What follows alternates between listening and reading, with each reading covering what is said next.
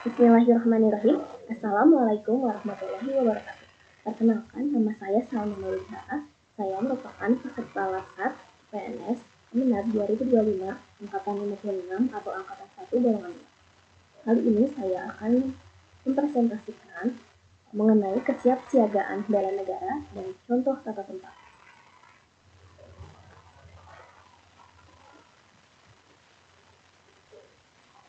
Kesiapsiagaan bela negara merupakan suatu keadaan siap siaga yang dimiliki oleh seseorang, baik secara fisik, mental, maupun sosial, dalam menghadapi situasi kerja yang beragam yang dilakukan berdasarkan kebulatan sikap dan tekad secara ikhlas dan sadar disertai dengan kerelaan berkorban sepenuh jiwa raga yang dilandasi oleh kecintaan terhadap Negara Kesatuan Republik Indonesia berdasarkan Pancasila dan Undang-Undang Dasar 1945 untuk menjaga, merawat, dan menjamin kelangsungan hidup berbangsa dan bernegara.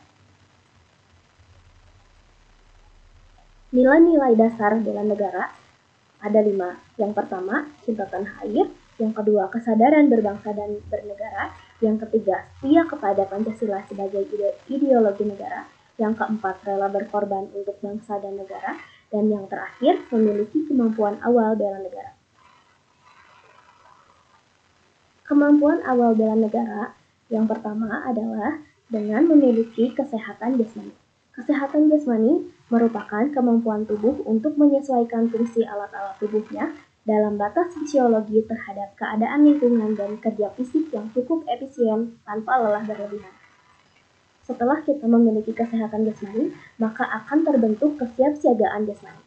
Kesiapsiagaan jasmani merupakan kegiatan seseorang untuk melaksanakan tugas atau kegiatan fisik secara baik dan efisien, menghindari efek cedera, dan mengalami kelelahan yang berlebihan. Lalu yang kedua ada kesehatan mental. Untuk memiliki kemampuan awal bela negara, kita juga harus memiliki kesehatan mental. Kesehatan mental merupakan wujud dari kinerja sistem limbik atau emosi dan sistem korteks prefrontalis atau rasional yang tepat. Kesehatan mental ini berkaitan dengan kemampuan berpikir dan pengendalian diri. Ketika kita memiliki kesehatan mental, maka kita akan memiliki sikap kesiapsiagaan mental, yaitu memahami kondisi mental dan proses menyesuaikan diri terhadap berbagai tuntutan baik dari dalam diri sendiri maupun dari luar. Selanjutnya, ada etika, etiket, dan moral. Kemampuan awal bela negara juga membutuhkan sikap dan perilaku yang baik, yaitu perilaku yang menunjukkan kesanggupan seseorang secara sadar untuk mentaati ketentuan dan norma kehidupan, baik tertulis maupun tidak, melalui tutur dan sikap yang baik dan bermanfaat. Yang terakhir adalah memahami kearifan lokal. Kearifan lokal yaitu pemikiran dan perbuatan yang diperoleh oleh manusia di tempat ia hidup dengan lingkungan alam sekitarnya untuk memperoleh kebaikan. Selanjutnya, ketika kita telah memiliki kemampuan awal bela negara, maka sikap dan tubuh kita memiliki pola hidup yang sehat. Pola hidup yang sehat ini sangat berguna dalam melaksanakan tugas kita di dalam pekerjaan sehari-hari. Berikut penjelasannya. Pola hidup sehat. Ketika kita memiliki jasmani yang sehat, jasmani yang bugar, mental yang sehat, lalu kita memiliki etika, sikap, dan perilaku yang baik, maka ketika kita mendapatkan beban kerja yang tinggi dalam mengerjakan tugas, kita tidak akan lelah berlebihan, tidak akan kewalahan, dan tugas yang kita dapatkan ini dapat kita kerjakan dengan baik, menghasilkan hasil pekerjaan yang baik, dan meningkatkan produktivitas kerja yang tinggi. Selanjutnya, kegiatan kesiapsiagaan bela negara. Yang pertama ada baris berbaris dan tata upacara. Baris berbaris merupakan suatu wujud latihan fisik yang diperlukan untuk menanamkan kebiasaan dalam tata cara hidup dalam rangka membina dan bekerja sama untuk melaksanakan tata upacara yang baik.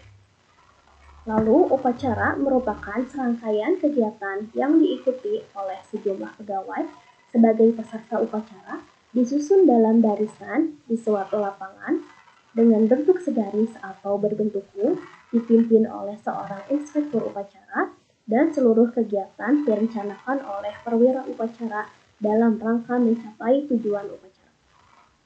Selanjutnya ada keprotokolan. Keprotokolan merupakan pengaturan yang berisi norma-norma atau aturan-aturan mengenai tata cara agar suatu tujuan yang telah disepakati dapat dicapai. Dengan kata lain, protokol dapat diartikan sebagai tata cara untuk menyelenggarakan suatu acara agar berjalan tertib, hikmat, rapi, lancar, dan teratur, serta memperhatikan ketentuan dan kebiasaan yang berlaku baik secara nasional maupun internasional. Selanjutnya, dalam kegiatan kesiapsiagaan bela negara ada kewaspadaan dini. Kewaspadaan dini adalah kemampuan yang dikembangkan untuk mendukung sinergisme penyelenggaraan pertahanan militer dan secara optimal sehingga terwujud kepekaan, kesiagaan, dan antisipasi setiap warga negara dalam menghadapi potensi ancaman.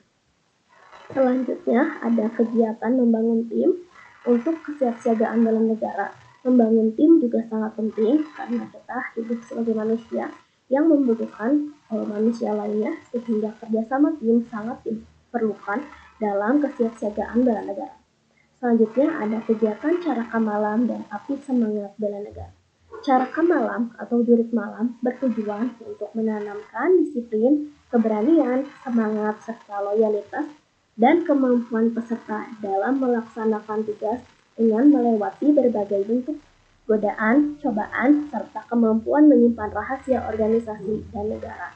Serta api semangat bela negara merupakan kegiatan api unggun yang membangun kerjasama dan kebersamaan dalam proses kegiatan kesiapsiagaan bela negara. Selanjutnya mengenai tata tempat. Tata tempat merupakan submateri dari keprotokolan. Berdasarkan pasal 1 ayat 7 Peraturan Pemerintah Nomor 62 Tahun 1950, definisi tata tempat adalah aturan mengenai urutan tempat bagi pejabat negara, pejabat pemerintah, atau tokoh masyarakat tertentu dalam acara kenegaraan atau acara resmi. Aturan dasar tata tempat yang pertama adalah orang yang mendapat tata urutan pertama adalah yang memiliki jabatan tertinggi. Yang kedua, jika menghadap meja, tempat utama adalah yang menghadap ke pintu keluar dan tempat terakhir adalah tempat yang paling dekat dengan pintu keluar. Lalu ketiga, pada posisi berjajar di garis yang sama, tempat yang terhormat adalah 1. Tempat paling tengah, 2. Tempat sebelah kanan luar, karena pada umumnya tempat paling kanan adalah tempat untuk petinggi-petinggi. Yang ketiga, genap dengan formasi 4, 2, 1, 3, di mana 1 adalah pemimpin dan untuk ganjil adalah 3, 1, 2. Seperti itu. Di sini terlihat gambar Bapak Presiden Prabowo sedang mengadakan rapat dengan formasi meja bundar, di mana Bapak Prabowo sebagai pemimpin tertinggi berada di tengah-tengahnya. Selanjutnya, contoh tata tempat dalam kegiatan resmi, sebagaimana telah disampaikan sebelumnya pada foto sebelumnya. Di sini juga terdapat contoh tata tempat dalam kegiatan resmi. Yang pertama, Presiden Prabowo menggelar rapat kabinet pertamanya. Di sini terlihat bahwa Bapak Presiden Prabowo dan Bapak Wakil Presiden berada di tengah-tengah dan formasi ini adalah formasi penggelaran rapat dengan tata tempat teater, di mana pemimpin berada paling depan dan audiens lainnya berada di sekitarnya dan di depan pemimpin. Selanjutnya ada contoh para calon presiden berjabat tangan dengan Presiden Jokowi.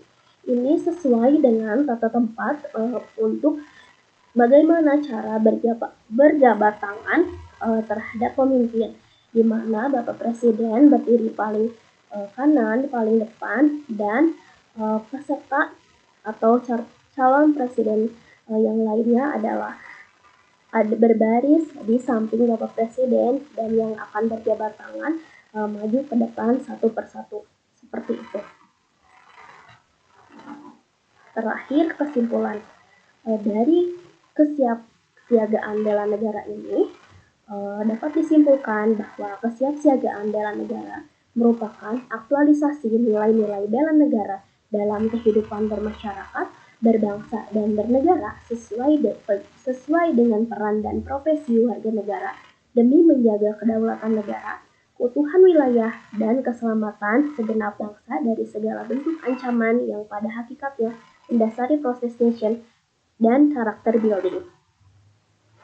Sekian presentasi kesiapsiagaan bela negara dari saya. Terima kasih atas perhatiannya. Wassalamualaikum warahmatullahi wabarakatuh.